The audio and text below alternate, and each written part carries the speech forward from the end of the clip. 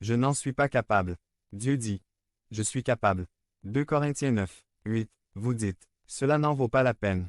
Dieu dit, oui, cela en vaudra la peine. Romains 8, 28, vous dites, je ne peux pas me pardonner.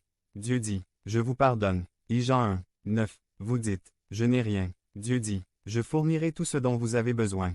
Philippiens 4, 19, vous dites, j'ai peur. Dieu dit, je ne vous ai pas donné un esprit de crainte. Timothée 1, 7, vous dites, je ne peux pas supporter ce fardeau. Dieu dit, prenez sur moi vos fardeaux. Pierre 5, 7, vous dites, je ne suis pas intelligent. Dieu dit, je vous donne la sagesse. Corinthiens 1, 30, 433, vous dites, je me sens très seul.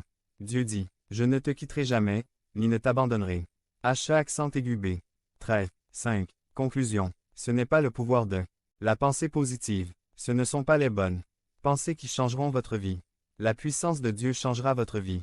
Il vous demande seulement de croire qu'il est celui qu'il dit être, et de croire que vous êtes celui qu'il prétend être, et ensuite de vivre en croyant ces choses.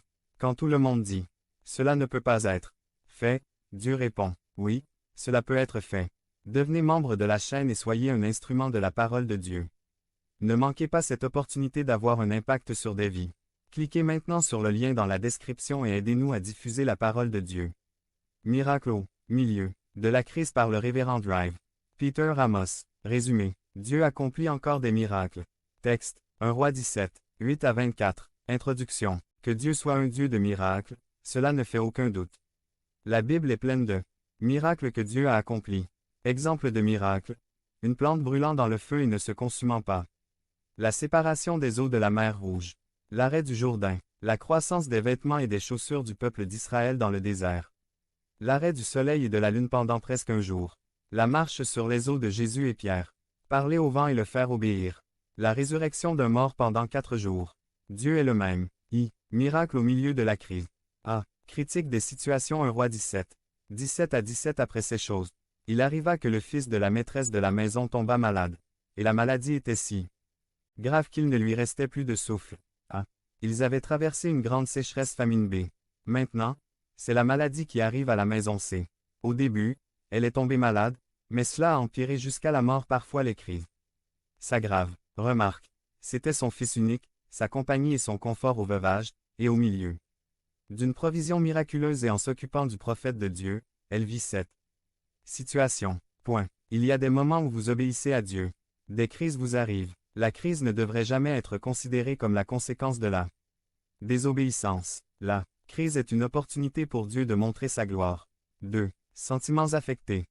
Parfois nous associons les épreuves de notre péché V. 18. Et elle dit à Élie, qu'ai-je à voir avec toi, homme de Dieu? Es-tu venu vers moi pour te souvenir de mes iniquités et pour faire mourir mon fils? Remarque, nous voyons ce concept chez les amis de Job, chez les disciples de Jésus. Lorsqu'ils virent l'aveugle, ils avaient tort B. D'autres fois, nous concluons que Dieu a commis une erreur V. 19, 20, 19 Il lui dit, donne-moi ici ton fils. Puis il le prit de ses genoux, le fit entrer dans la chambre où il était et le déposa sur son lit. 20 Et il cria à l'Éternel et dit, Éternel, mon Dieu, as-tu affligé même la veuve dans la maison de laquelle je vis, provoquant la mort de son fils? Note, Élie lui-même ne savait pas pourquoi cette tragédie était arrivée. Il exprime sa perplexité et son dégoût. 3. Notre Dieu est le Dieu des miracles. La première étape consiste à crier à Dieu. Élie cria à Jéhovah V. 21. Et il se coucha 3 fois sur l'enfant, et cria à l'Éternel et dit, Seigneur mon Dieu, s'il te plaît, rends-lui l'âme de cet enfant.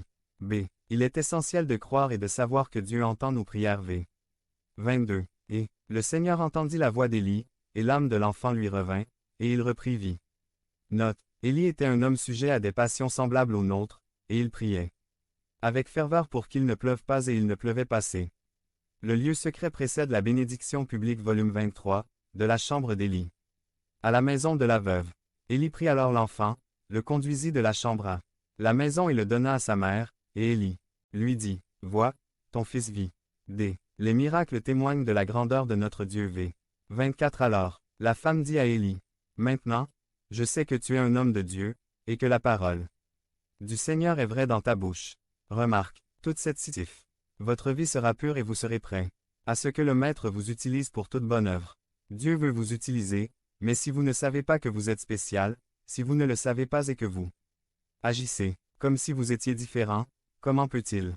Vous dites, eh bien, je ne me sens pas si spécial. Alors, vous n'agissez pas selon la parole de Dieu à votre sujet. 1 Pierre 2, 09. Mais nous sommes une race élue, un sacerdoce royal, une nation sainte, le peuple de Dieu, afin que vous puissiez proclamer les louanges de celui qui nous a appelés des ténèbres à sa merveilleuse lumière. Mais nous sommes une lignée choisie égale acceptée par Dieu. Notre désir d'être accepté influence 1. Le type de vêtements que nous portons. 2. Le type de voiture que nous conduisons. 3. Le type de maison que nous achetons. 4. La carrière que nous choisissons. Vous quittez votre chemin être accepté par tout le monde, alors. Quelle est l'ampleur de votre désir d'être accepté par Dieu? Sacerdoce royal. Exode 19, 06, 436. Ce sera pour moi un royaume de prêtres et une nation sainte. Voici les paroles que vous direz aux enfants d'Israël. 1. Nous avons le droit d'aller directement à Dieu. 2. Nous avons la responsabilité de répondre aux besoins des autres. Une nation sainte. Deutéronome 7, 06. Car vous êtes un peuple saint pour l'Éternel, votre Dieu. L'Éternel, ton Dieu, t'a choisi parmi tous les peuples qui sont sur la surface de la terre, pour être son peuple, son trésor exclusif. Franchement, beaucoup de gens ne veulent pas être des saints. Pour la simple raison que nous sommes mis à part, et c'est là notre plus grande crainte. Peuple acquis de Dieu. 1 Corinthiens 6, 19. Ne savez-vous pas que nos corps sont les temples du Saint-Esprit, qui est en vous, et que vous avez reçu de Dieu? Vous n'êtes pas vos propres propriétaires. Ils ont été achetés à un prix. Si vous ne marchez pas dans la sainteté, vous ne pouvez pas contenir le Saint-Esprit. Exode 29. 36b Purifiez l'autel en faisant l'expiation pour lui, afin qu'il soit sanctifié par l'onction d'huile. Cet autel ne devait pas être simplement un autel commun.